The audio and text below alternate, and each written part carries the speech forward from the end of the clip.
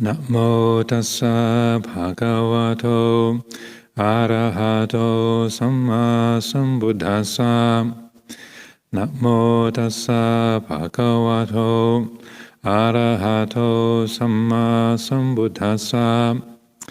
Namo tassa bhagavato arahato samma sambuddhassa. Buddhang dhammang sanghang namasami.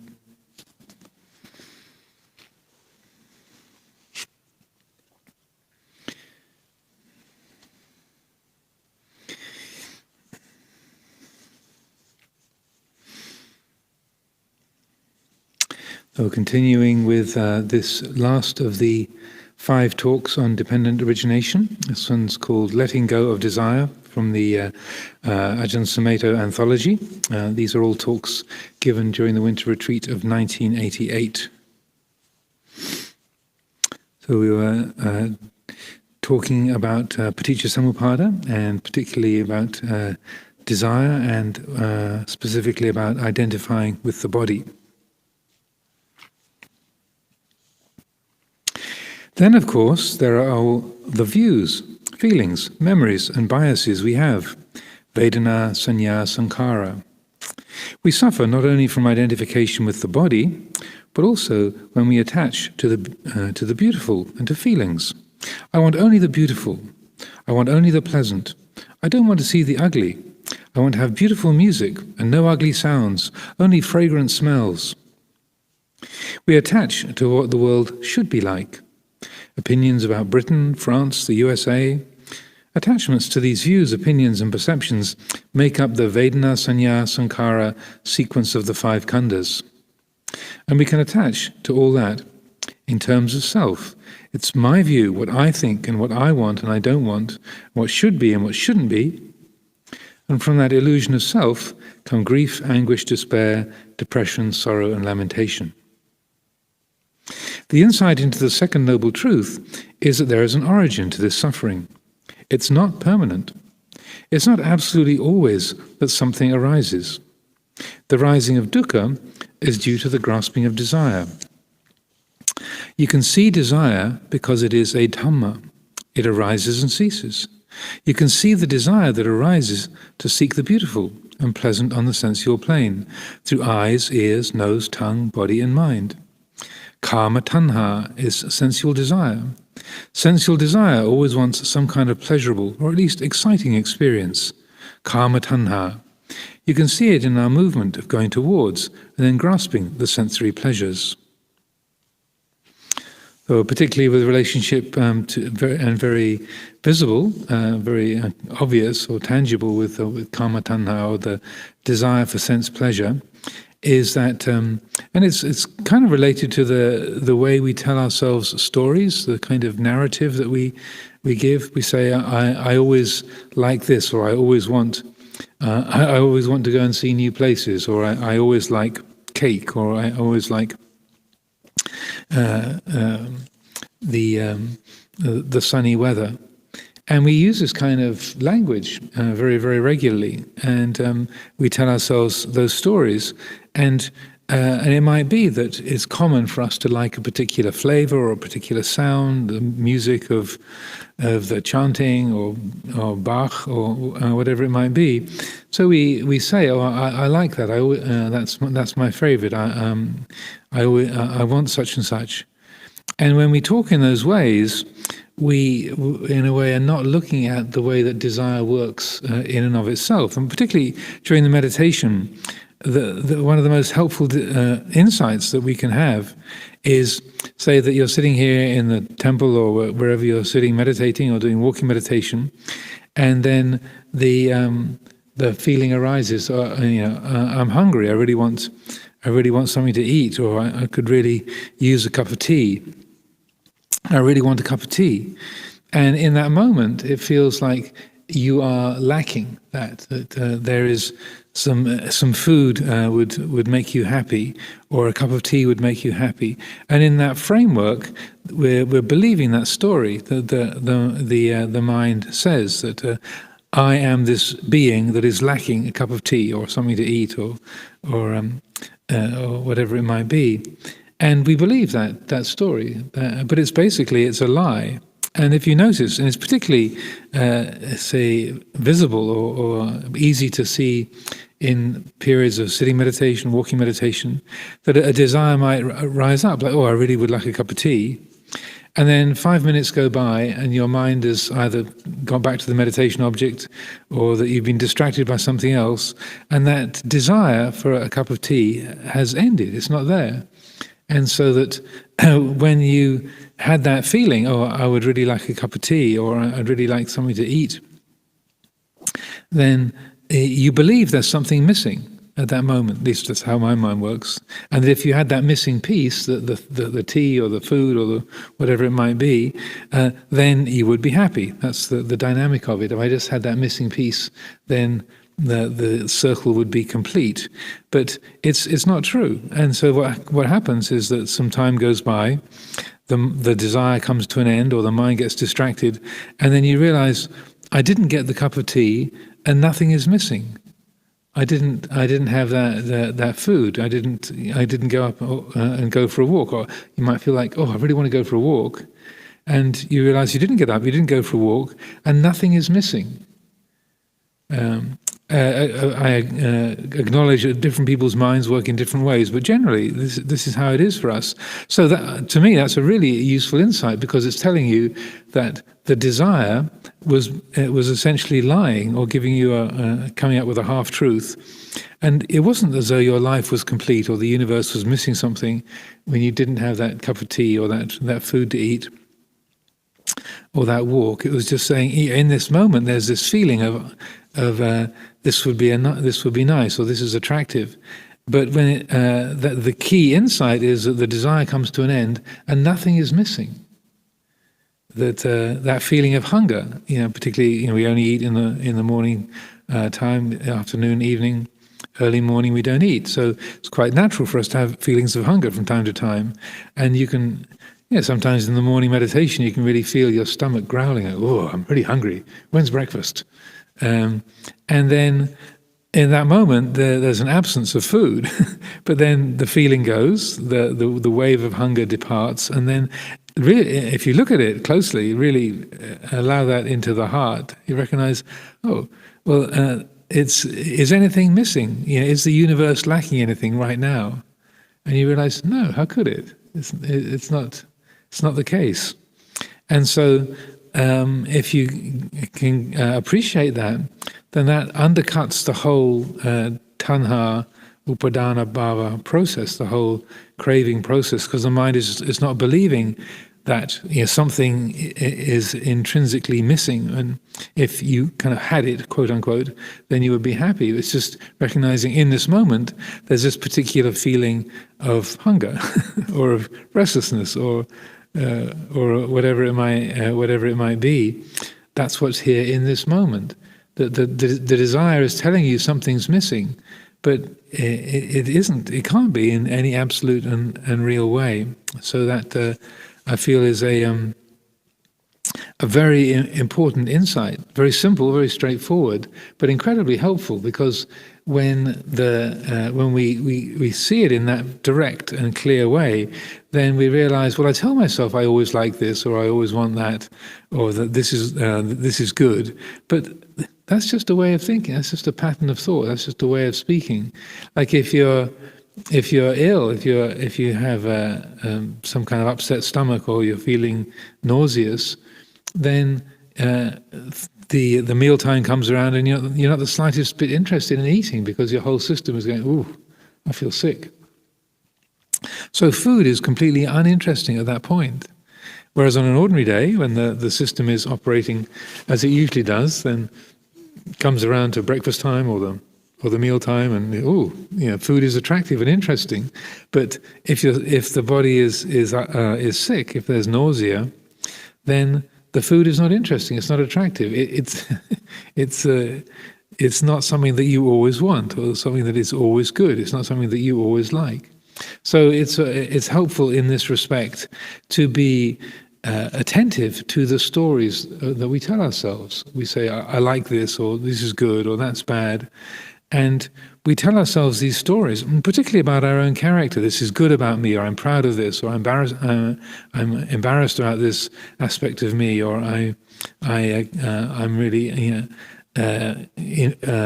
incapable, or I'm not very strong, or I'm not very good at that, and that there may be a relative truth to that, but just by telling ourselves the story, we kind of make the world a very narrow place. We limit the range of possibilities just because of the stories we tell ourselves. I can't do that. I never do that. That's just not me. That's just not me. I never do that. I can't do that. And so I don't. Over the years, I don't know how many dozens or hundreds of people I've given this advice to, including myself. That if you have that kind of moment of recognizing a pattern of thinking, like, why do I tell myself that? Why do I think that's true? Who says that's true? I say I can't do that. Why do I believe that? Who says that's true? Where is it written down that I can't do that, or that's something that I have to have? Who says? Where is it written down? Why does the mind believe that? And over again, if that is reflected upon, those kind of stories of how we define ourselves, what we can do, what we can't do, what we're like, what we're not like, if that's challenged on a basis of mindfulness and wisdom, there's that kind of investigation, that Dhamma Vijaya, wise reflection, yoniso manasikara, then more often than not, most of the time, at least, and certainly for my mind and most of the people I've given this kind of advice to in the past, at least for a moment, there's a recognition of, oh, why do I believe that? Why do I say that that's true? And I was telling somebody the story of this a couple of days ago, where actually why I'm here physically, why I live here at Amaravati, was because Luang Por Sumedho had been living here for 25 years. And he was in his early 70s, and he was really getting to the point where he was tired of the role of being abbot and having to lead things and organize things all the time. And so he said, he'd invited me, and we were talking about it after I got here. It was during the summer of 2010, and he said about a year ago, so June or July of 2009, he was sitting in his kuti and he was thinking about this. And how I said, well, I've just got to be here until I die. I mean, there's no other possibility. I've just got to be the abbot of Amaravati until I breathe my last. There's no other way forward. There's nothing else I can do. I just have to be here, even if I just can't get really interested in the same way about community dynamics or the kind of the daily activities of leading the community. It's just not so engaging. I just really have to work so hard to try and kind of get interested and engage in the way that I used to. But I have to. There's no other possibility. And he was describing this. This is a paraphrase or a rough version of what he was describing to me. And he said, so somewhere around June or July of 2009, this little voice appeared in his mind and it said, Sumedho, why do you always tell yourself that? You keep saying there's no other possibility. You have to be abbot of Amaravati till you die. Who says? Why do you think that's true? And even someone as wise and spiritually advanced as Luang Por Sumedho, would be believing an inner narrative like that, and he suddenly hit him like, yeah, why do I believe that? Why do I think it has to be that way? And then ding, and so then a few months later I got the invitation to come here. So that's why I'm here. It was because of that exact process. I'm not trying to be critical of Luang Por Sumedho. I mean, it's the same for all of us. We unconsciously believe the stories that we tell ourselves, and maybe we've been telling them for 20, 30, 40, 50 years. So it's natural that we go along with them. We don't challenge them.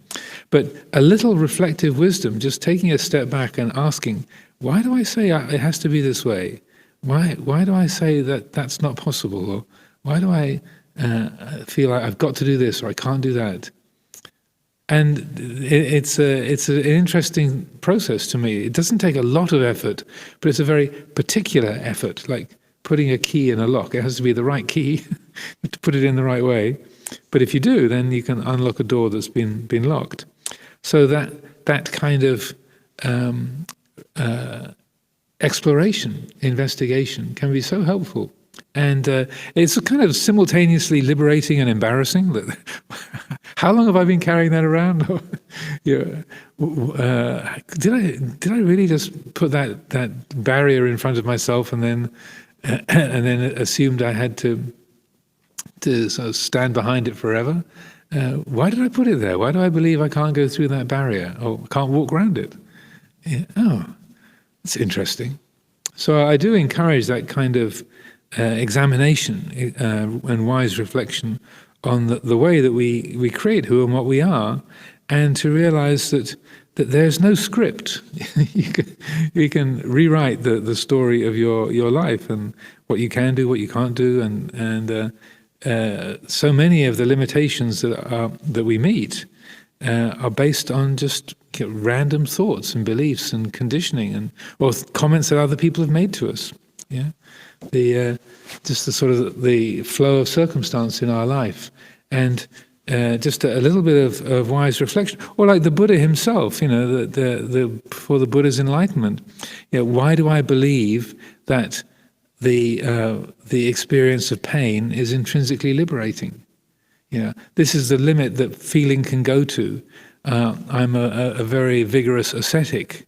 I've pushed my body to the limit. You can't feel more pain than this, and I've been working with this for a long time, and that this experience of pain on its own is not liberating. Why do I believe that painful feeling is intrinsically virtuous or liberating?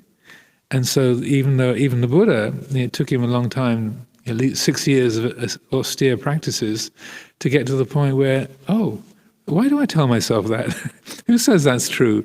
And then he decided to start eating and had some rice porridge and let his body build up its strength. And he was going against the beliefs of and the customs of the fellow summoners that he was with. But still, it was exactly that kind of, well, who says this is true? Why do we believe this? Something isn't right here. And then that led to his insight into the middle way, or that particularly when he had that thought, he was exploring it in that way, and he thought, well, when I was a young child and I was sitting under that rose apple tree, and my father was engaged in some ceremony or some activity, and my mind went very quiet. It was very peaceful and very focused. So my mind was concentrated. There wasn't anything unwholesome, but it was really pleasant. Why should I be afraid of pleasure that has nothing unwholesome associated with it? Ding! He realized there's no need to be afraid. Where the ethic of his group, the sort of wandering ascetics, is that if it's pleasant, then it's destructive. That pleasure is bad, and that it's only by experiencing pain that you build up tapas, this sort of spiritual heat, spiritual strength, and that any kind of pleasure, any kind of pleasant feeling is intrinsically harmful or indulgent. But he had this memory of being a little child, seven years old or so, and his mind naturally went into a concentrated state of jhana, peaceful, quiet, really enjoyable. A quiet mind. He saw that had nothing to do with anything unwholesome. And he was ready to and able to trust that insight. And so it's a very powerful and liberating process, but it takes that effort to recognize the habits that we have, the stories we tell ourselves, and to examine that, and then to act upon the insight that arises, and to find that the world is indeed a bigger place than we realized. So to continue. Bhava tanha is the desire to become. It's to do with wanting to become something. As we do not ultimately know who we are, our desire is to attain and achieve and become something. In this holy life, the bhava tanha can be very strong. You feel you are here to attain and achieve enlightenment. It all sounds very good, but even the desire to become enlightened can come from this avijja, from self-view. I'm going to get enlightened. I'm going to become the first American Arahant. I'm fed up with this world. I want to get enlightened so that I'll not have to be reborn again. I don't want to go through childhood again. I don't want any of that. I want to become someone who doesn't have to be born anymore. That can be bhava tanha, vibhava tanha. They go hand in hand. In order to become something, you have to get rid of things you don't like and don't want. I'm going to get rid of my defilements, and I want to get rid of my bad habits and get rid of my desires. All this sounds very righteous too. The defilements are bad. Get rid of them. So in the holy life, there's a lot of vibhava tanha. We can live this life solely to get rid of things and to become something by getting rid of something. Notice then that the second noble truth is the realization that desire should be let go of, should be laid down. It's not a rejection of desire, but an understanding. You let it go. Because otherwise, it's vibhava tanha, the desire to get rid of desire. Know it, see it, but don't make anything out of it. If you're coming from ignorance, your desire says, I want to become an enlightened being, and I shouldn't think like that. I want to become an enlightened being, and I shouldn't think like that. I shouldn't have the desire to become a Buddha. I shouldn't want to become anything. All that can be from ignorance, conditioning mental formations, avijja paccaya sankhara. The insight knowledge then is desire should be let go of. To say we shouldn't be attached to anything, quote unquote, all sounds very right, but that too can be coming from avijja paccaya sankhara. I shouldn't be attached to anything, quote unquote. It's very much an affirmation of myself as somebody who is attached to something and shouldn't be that way, who should be otherwise. So that's just a trap of the mind, not a real insight into kama tanha, bhava tanha, vibhava tanha. Reflect on what attachment is. If in fact you're just throwing things away, that's not the way to solve this problem. You're not really examining kama tanha, bhava tanha, vibhava tanha, so you won't have an insight into letting go. You'll merely take a position against attachment, which is another kind of attachment. So examine, look into attachment. This is working in a much more subtle and realistic way than just forming an opinion that you shouldn't be attached to anything. So any thoughts, questions, clarifications? Yes, Venerable, please.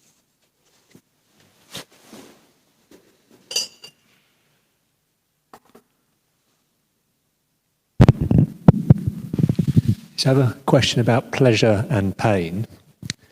And I was wondering whether they are subjective, whether something is just an intense physical sensation, and whether it's absolutely painful, or could it be perceived as pleasurable? I'm thinking like sometimes, let's say you're having a massage, and it's still like pain, but it's quite enjoyable, or eating a chili.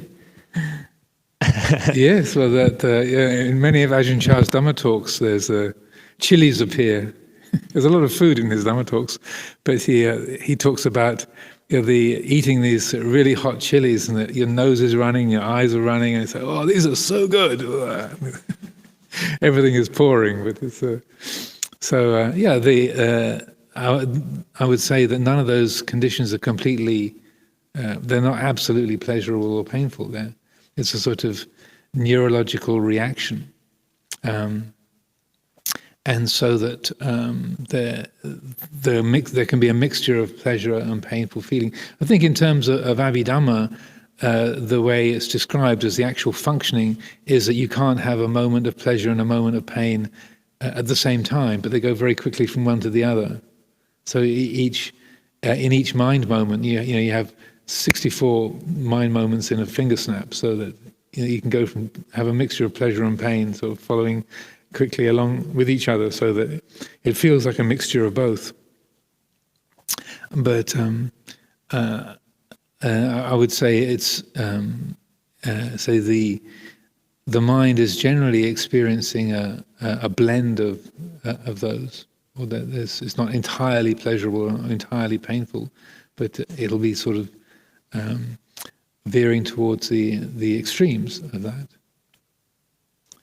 So and also that pain is actually if I understand it correctly, is a more primordial sense than pleasure, and that because it's like just on a neurological level, the sort of development of the nervous system in its most rudimentary form, it registers pain because it's sort of the danger to the body. Even a kind of very, very small sort of microscopic creatures, or zooplankton type creatures, they register pain because that's in a way more important preservation of the body and the danger to the body. You can go without food, or you can go without the kind of qualities of comfort.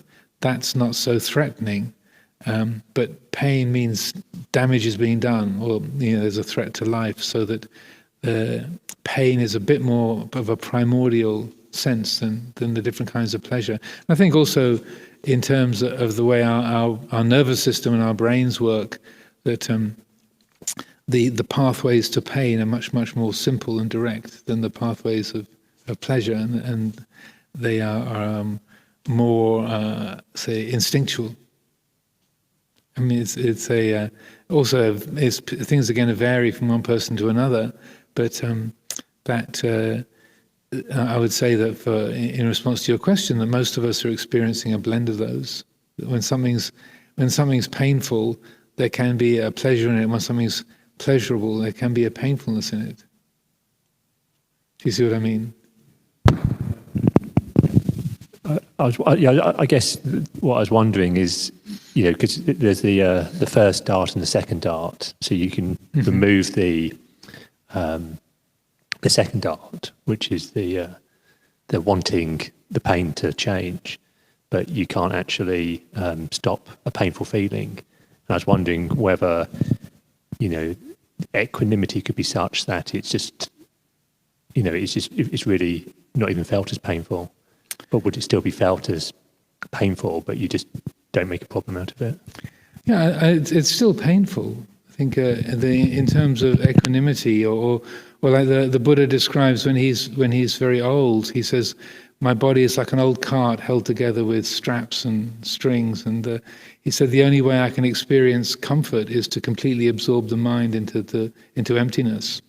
So the only way, if he was paying attention to the sensory field, and not just absorbed completely into the sort of sunyata vihara, the dominant experience was pain, because his body was just there was just so much aches and pains and damage to his body over the years. That was what he felt was an ongoing experience of pain. But he knew it's painful, and he makes that comment that it's painful, but he doesn't make any suffering, doesn't make a problem out of it, doesn't build any suffering around it. But so I think that it's that with respect to the second arrow, it can be that yes, something is painful, but the mind is not making a problem out of it. It's not waiting for it to be over. The pain is still there, but it's not adding anything to it. And then, as a counterpart, it's doing the same with pleasure. That you can be experiencing a feeling of intense pleasure, and again, the mind isn't getting drunk on it, or carried away with it, or wanting more of it, or trying to keep it, or feeling proud of it. It's just this is really pleasant. But the way I was hearing your comment before is that it's like you have a massage and things are knotted up, and it's really painful what the masseur is doing. But there's there's a kind of a profoundly relaxing quality to it as well. But also at the other end of the scale, there's a wonderful word in have we got any Japanese people? No Japanese people here today. There's yeah. So there's a word aware. Aware. It's transliterated like the word aware, but it means the painfulness of beauty. So when people talk about the cherry blossoms in the springtime, that they're so beautiful it's painful, but when they're exactly at that moment. What's the correct pronunciation for that?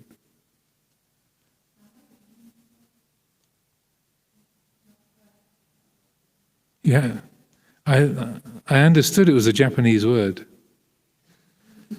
Maybe it's a completely bad pronunciation. It's a folk etymology. But anyhow, whether it exists in Japanese or not, I think that you can experience that something is so beautiful it's painful, because that it can't be kept. It's so transient, and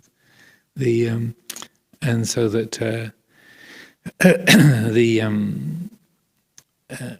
the practice of Dhamma is to letting the world of feeling and perception, leaving it alone, not adding anything to it, and then when it's experienced in its simplicity and clarity, there's a delight and enjoy, a kind of balance there, because the mind isn't finding fault with it or feeling it shouldn't be this way or not trying to get away from it. But there's a naturalness and a balance there that is, even with a painful feeling, it's like, well, here it is. This isn't going anywhere. And so even though it's still painful, that you can not be burdened by that. That make sense? Okay, so to continue. I remember a psychiatrist who lived in Bangkok who used to take somebody's wristwatch. The person would get upset and he'd say, "You're attached to your wristwatch." Then he would take his own watch and throw it away to prove he was not attached. He was bragging about this to me. I said, "You've missed the point. You're attached to the view that you're not attached to your wristwatch. Throwing the watch away like that, like a smart aleck, it's like being kind of too clever for your own good, a smart aleck. Throwing your watch away like a smart aleck and saying, 'You're attached, I'm not, I threw mine away.' That wasn't letting go. There was a lot of self in it. Look at me, I'm not attached to these wretched material things." You can be quite proud of being non-attached. With reflection, we see attachment, and we don't have to get rid of things, but we can be not attached to them. We can let go of them, not by throwing them out, but by understanding the suffering from being attached. So I'm not sure who that psychiatrist was that Luang Por knew back in those days, but you do come across that where people are very proud of their renunciation, or proud of their non-attachment, and but it's building up a sense of self around what's supposed to, in a way, is a gesture of renunciation or non-attachment. But you're sort of letting go of the wristwatch, but you're building a lot of conceit and inflated ego around that, so that it's one of those deceptive defilements. It looks like asceticism or it looks like renunciation, but actually you're saying, "Look at me, I'm so poor. I've got I'm ready to give up everything, and I'm ready to let you know about it too." As you understand the peace of non-attachment, of letting go, the second noble truth leads to the third. When you let go of something, you're aware there is no attachment to the five khandhas. There's awareness that desire has been let go of. Then the insight into the third noble truth of cessation arises. There is cessation. Cessation should be realized. As we realize cessation more and more, we begin to notice non-attachment. Not many of you are aware of non-attachment. You are usually conscious through being attached to things. A totally deluded human being only feels alive through attachment and desire. Contemplate that when you're not caught up in attachment to the five khandhas, you don't feel alive. You're nobody. Having neurotic problems makes people feel interesting and alive. I have fascinating neuroses from all kinds of traumas in early childhood. So it's not Sumedho the urinator, it's Sumedho the interesting neurotic, the mystic, or Sumedho the abbot. These are conditions to which we can be attached. But realizing cessation allows you to let the self cease. There's letting go. The realization of letting go is cessation, that whatever arises ceases, and cessation is noted. Cessation should be realized. So in that analysis of the Four Noble Truths and the three aspects, so with letting go, the second Noble Truth is the truth of Craving is the cause of suffering, and then pahata banti, it should be let go of, and then pahinanti, it has been let go of. Then with the third noble truth, dukkha nirodha, the cessation of suffering. Cessation should be realized. Sachikata banti is the Pali, and then sachikatanti means it has been realized. And this point that Luang Por is making here is that often, we feel alive through attachment and desire, and it's also aversion. Sometimes it's not just through having things or being busy. It's not just through attachment to wealth or status or clothing or your seniority as a monastic. It can also be aversion. You can feel alive through all the people that you complain about and you criticize, all the things that are wrong with the government or your family. That it's very common to just be deriving your sense of being out of all the people that you're opposed to and you criticize. And I remember when I was living at Abhayagiri in the early years there in the 90s in California, one of the someone who was interested to become an anagarika, novice with us, he was traveling around to different monasteries in the States and sort of choosing which place he was going to train, and visited a few different places. And he was saying, he was speaking quite respectfully, but he went to this one particular monastery, and the abbot there had a good reputation as a meditation teacher, and was a very, very strict, had a scrupulous standard of vinaya and so forth. But when this young man was staying with him, and was there for a few days or a week or two, one of the notable characteristics of the American personality is being generally very, very straightforward. Like, people often very easily tell you what's on their mind, and so which is very un-English. Growing up particularly in southeast England, we never let on what's going on inside. The kind of people who get into the same train carriage with somebody for 20 years, and all you ever say is "morning." Or you work at the next desk in the same office and say "morning," and "Happy Christmas" once a year, and that's it. In America, the people are very much ready to. It's kind of wonderful and it's a marvelous contrast to the stiff upper lip of the English.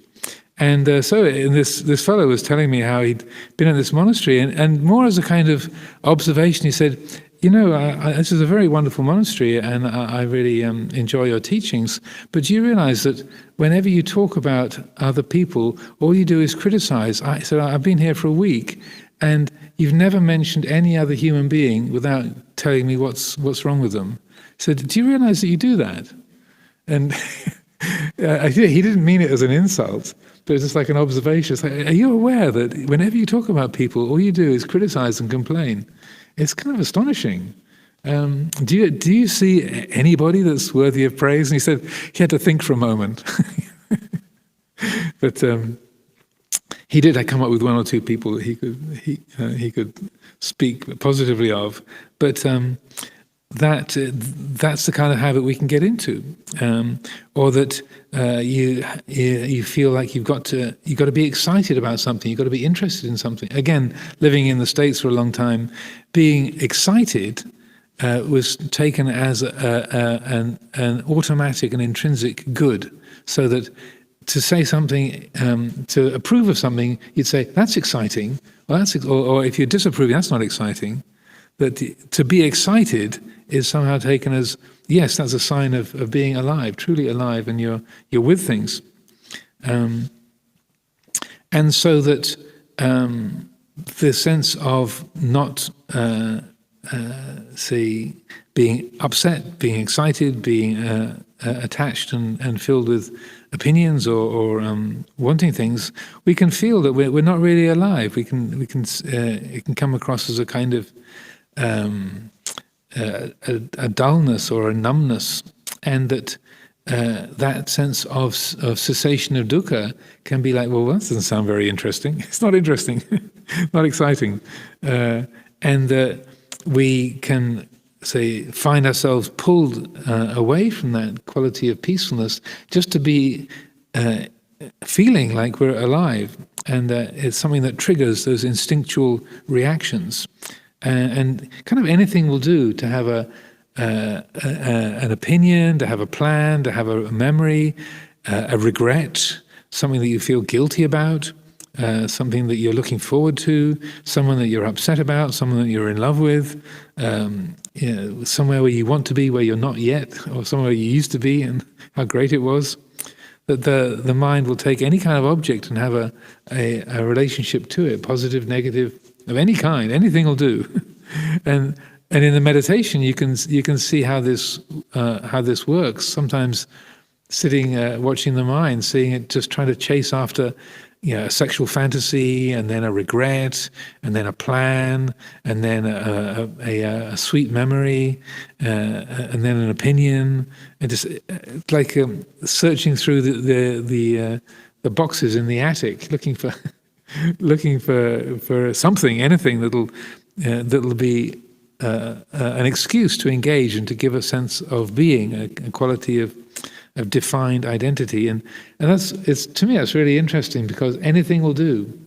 Sometimes, when you're letting go, and then the mind is seeing through. That's not worth chasing after. That's not worth worrying about. That's not really a problem, and it's just looking for a thing to be, and anything will do. So something that might seem to be quite painful, like remembering some way that you broke your mother's heart when you were a teenager, or something that you broke the law and got kicked out of a job, or you acted in some kind of impulsive way and shouted at somebody, and that that was so painful it broke the friendship up forever, and that you can, even though it's a painful memory, it was really awful. I made my mother cry, or I got upset with that person, the friendship broke.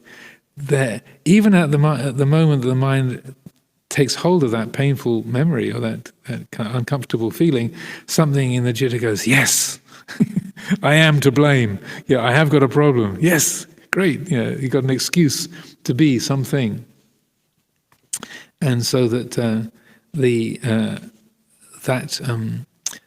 that kind of defined identity, that's in a way the kind of core of bhava tanha, the desire to become, the desire to be. It's like the urge for defined being. And when I was living in California, one of the bumper stickers that you would see from time to time in San Francisco area was, why should I be peaceful and complete when I can be a brilliant wounded fragment? So far more interesting to be a sort of brilliant wounded fragment than just being peaceful and happy. That's kind of boring. It's not very... And feeling whole, it's like, well, what else is there to do or to get? And far more charming, like Luang Por says here, Sumedho, the interesting neurotic. So that realization of dukkha nirodha is one of the, maybe it's the most challenging of all of the tasks of the Four Noble Truths.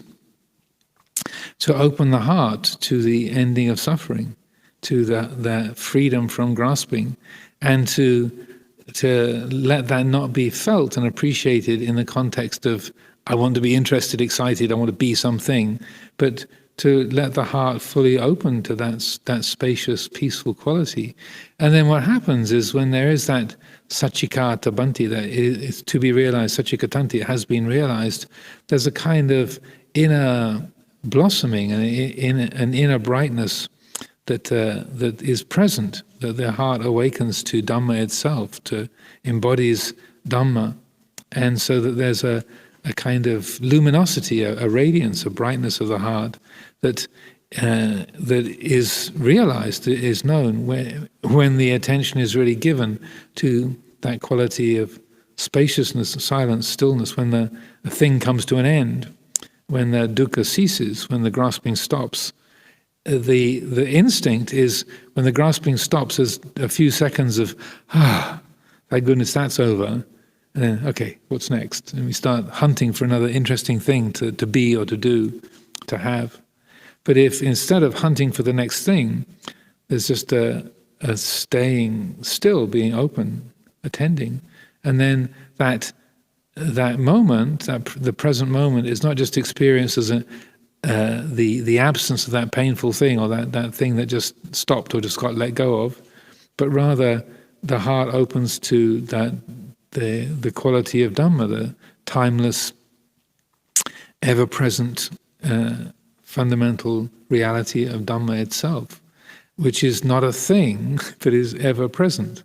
And so that the attention is not grabbed by space and silence and stillness, but if we have that patience to stop, to be open, to really acknowledge that, for that satchikatanti, for that dukkha nirodha to be fully realized, then it's not just an absence of pain, but there's the embodiment of Dhamma itself. So it has a whole different quality.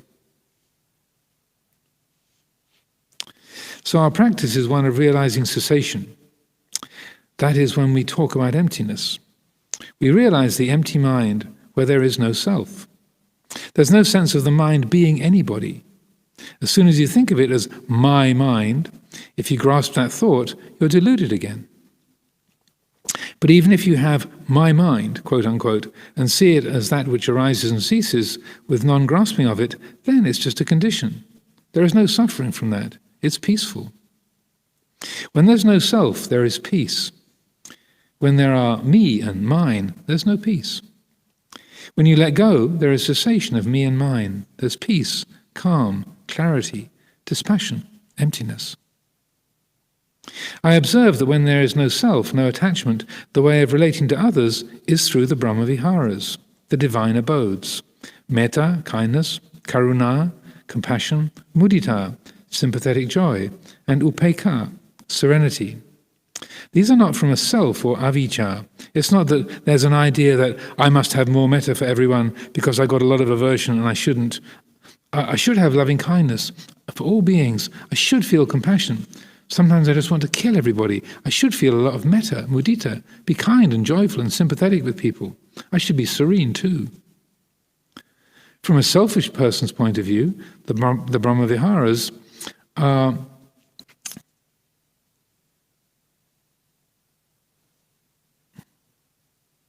From a selfish person's point of view, the Brahma-viharas are not the real practice.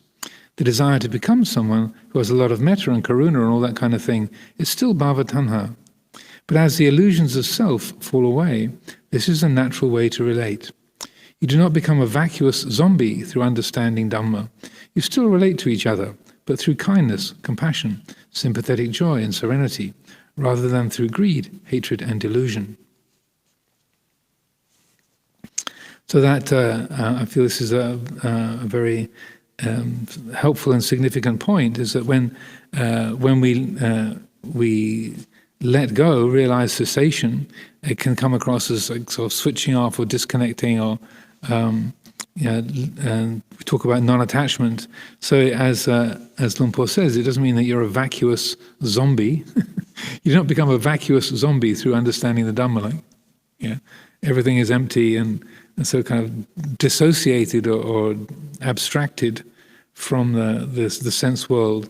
But there's an attunement, there's a natural relatedness. So as he says, when there's no self, there's no attachment, then the way that we relate with other beings is through the Brahma-viharas. That's what you can call sort of skillful emotions or liberated emotions, or liberative emotions. The emotional nature based on non-attachment takes shape as metta, karuna, mudita, upekkha. That's the way we relate with each other, so that we speak about the Buddha and the enlightened nuns and monks as having a lot of compassion, a lot of kindness, and so forth.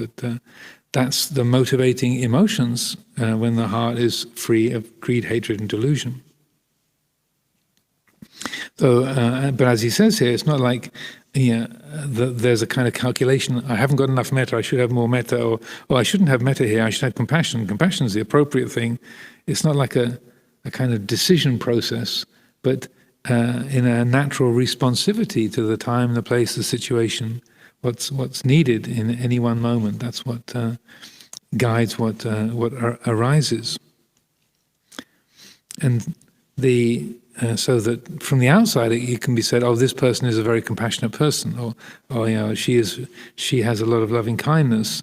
So from the outside it looks like a person who is practicing loving kindness or compassion or sympathetic joy, serenity. But from the inside it's not a person doing anything. And as Luang Por puts it here, there is no sense of the mind being anybody. As soon as you think of it as my mind, if you grasp that thought, you're deluded again.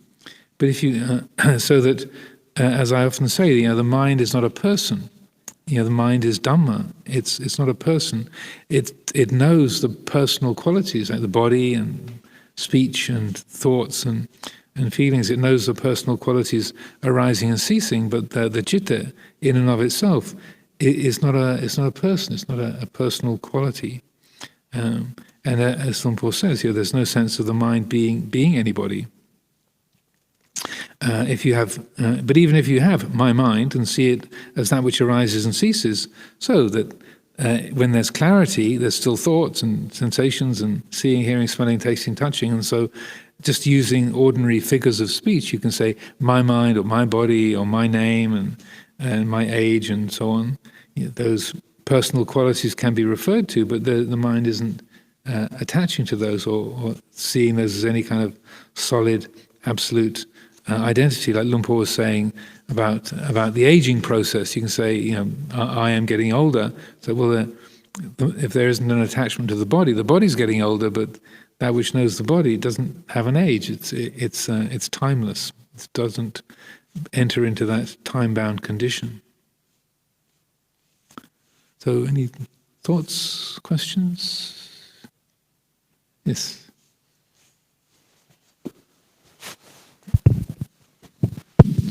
Yes, Ajahn, I had a question about what you were saying when the mind is chasing after different, very different sometimes stimuli in different ways.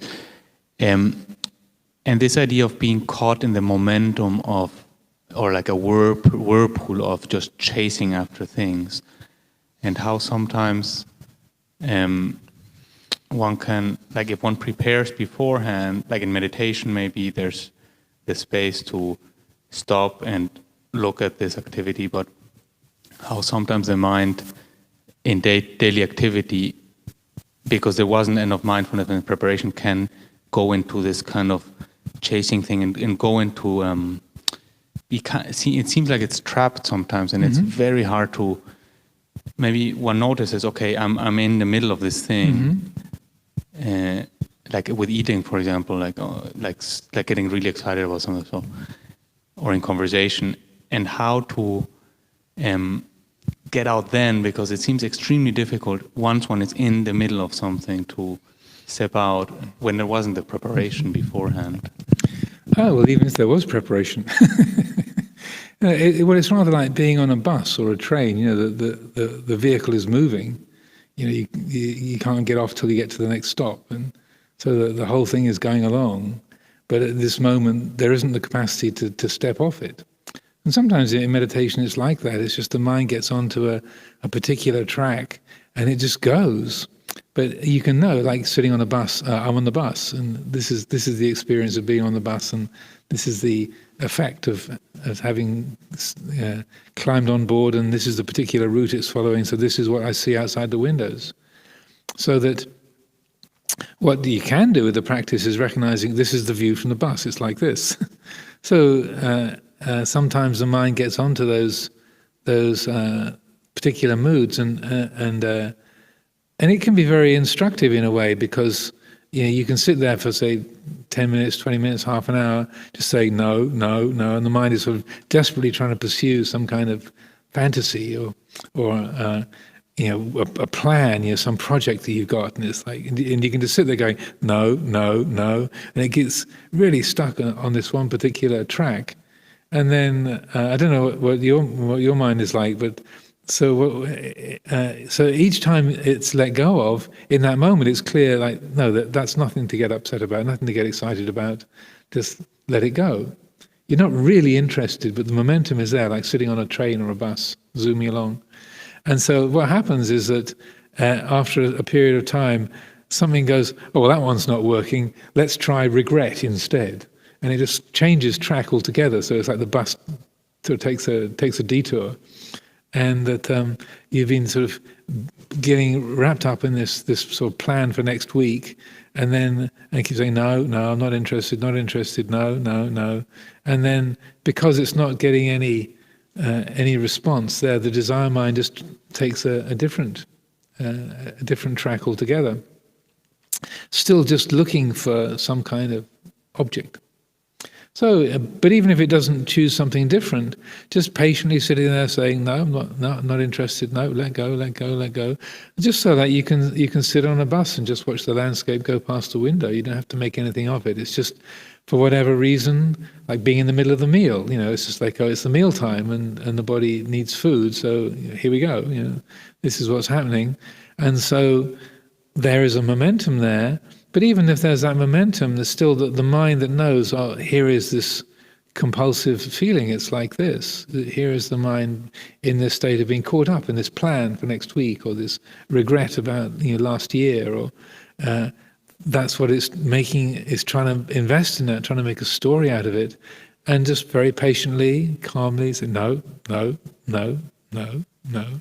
And so that's how we don't create suffering. Because dukkha is not in the object. I mean, the dukkha of the second arrow, it's not in the objects that we're experiencing. It's in the attitude towards it. So like going to physical pain, as Tanjita Sangaro was asking about. It can be a painful experience, like you had your dodgy knee for many weeks and months. It's painful. It's just like the mind keeps going to that painful feeling. Ow, ow, ow, ow, ow, ow, ow, ow, ow. It's still painful, but moment by moment, let go. And the training is then not to be making anything out of it, moment by moment. So that when it's more of a personal story, it's not just a physical sensation or an event that's happening around you, but it's something that it's got your name on it, it's a responsibility, or it's a memory from a particular choice that you made, or a thing that happened to you, and so that it's got a lot more emotional loading, then it's more of a challenge. But I don't know how many times over the years I've seen, and particularly when you're in a really quiet retreat, there's really nothing going on, and it's almost like the mind is just desperate for something, some kind of action. Anything will do. It's like when if you've given up, if you're on a meditation retreat and you're not supposed to be reading anything, you find yourself fascinated by the ingredients in the toothpaste, or reading oh my goodness, elderflower in the herb. I thought there was some elderflower in there. Yes. Rose hip too. Oh, very interesting. You're reading the tea bags, because there's nothing else to read, so that the mind wants something to chew on, to give a sense of defined being. And so that just being very, very patient and realizing, okay, well, the mind is just desperate to engage with something. It's latched onto this memory or this plan or this mood or this criticism, this obsession about a particular noise. It can be something like trying to remember the name of a movie star. What was the name of that actor in that? What was his name? And you can spend half a day trying to remember some actor's name. But no, you don't really care. It wasn't even a particularly impressive movie, but your mind says, what was his name? What was his name? Begins with a J or an M. Or was it N? And you can literally spend the entire meditation period, at least I can, sometimes, just trying to remember the name of an actor you don't really care about, wasn't in a particularly interesting movie, but just, what was his name? And it's that sense of engagement. So part of the mind is watching, this is ridiculous, but this is a reflex, a kind of a habit of the mind. And you don't have to make a problem out of it. You don't have to say, "Oh, I'm a stupid person. Why do I do this? This is ridiculous. I've got to stop this." Just understanding how the mind works is like sometimes the conditions are such that it just needs to run. And okay, it wants to try and remember the name of a movie actor. Okay, you don't have to make any suffering out of it. And then the process is understood, that it's not the memory that you had or the plan that you've got. It's just seeing how that hungering for being, that bhava tanha, how that works, and that at least that's how I've experienced that. So it never is is it the case of the issue that the mind is latching onto. That's never the real thing. The real thing is just the sense of I, the me that is looking for this fact, or remembering this event, or creating this sense of pride, or regret, or hope, or irritation. It's just the defined being that is the drug of choice, and so that recognizing that process and seeing how it works, that's how the citta is really freed from addiction to that. You understand it. You think, and then it's not that this is a kind of a total waste of time or is unskillful. It's just that's a habit of the mind. It's looking for defined being. That's the drug of choice, the bhava tanha. It's like, and that it's just like coming off the drug. It's like, if you've ever been addicted to things like caffeine or tobacco or alcohol, there's I want a drink, or I need a cigarette, or I want a cup of coffee. There's this kind of waves of feeling that come up, and it's just in exactly the same way. It's just that's the drug the citta is addicted to, is the bhava tanha, the desire for defined being, for most beings. So I'll just finish this this chapter. What do unselfish human beings generally manifest in society? You could explain metta, mudita, karuna, and upekkha as energies that manifest through unselfish human beings. Then apply that to our own practice now. When there is vicca, knowing and seeing clearly, that gives full opportunity for the practice of kindness, compassion, and the rest. But it's not me, not mine, not Sumedho, the metta-filled Ajahn, Sumedho the good guy, rather than Sumedho the urinator. As soon as Sumedho delusions step aside and cease, kindness, compassion, sympathetic joy, and serenity can manifest. This is why the human state is a great blessing. When the self-view is relinquished, what remains is a great blessing. But it's not me. I am not a great blessing. All I can do in this conventional self is let go of delusion, be mindful and not get attached to things, see clearly. That's what I can do. This is the practice of the Four Noble Truths and the development of the Eightfold Path. It amounts to being vigilant, mindful, seeing things clearly. Then what happens is up to other things. There's no need to go around trying to become Sumedho the good guy anymore. Goodness can manifest through this form if there is no delusion. And that's not a personal achievement or an attainment at all, merely the way things are, the way it happens to be. It is Dhamma.